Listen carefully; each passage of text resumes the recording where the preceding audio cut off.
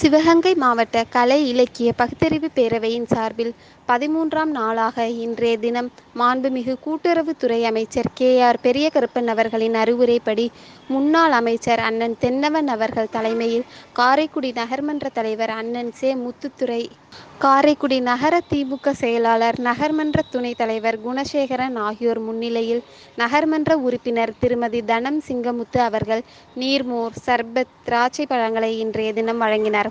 உடன் நகர அவைத்தலைவர் சண். சுப்பையா, ஆர்.கே.பி. முனீஸ்வரன், மாவட்ட பிரதிநிதி அன்பு சேவியர், நகர துணைச் செயலாளர் லட்சுமி ராஜகணேஷ், ராம அன்பழகன், நகர்மன்ற உறுப்பினர்கள் கார்த்திகேயன், துரை நாகராஜன், தெய்வானை இளமாறன், கலா காசிநாதன், சிவாஜி நாச்சம்மை, ஹரிதாஸ், மலர்விழி, பழனியப்பன், திவ்யாசக்தி, லில்லித்தரசு அருள்ராஜ், பூமிநாதன், அமுதா, மஞ்சுளா, ரத்தினம், செயல்வீரர் ஜெயராமன் மற்றும் பலர் கலந்து கொண்டனர்.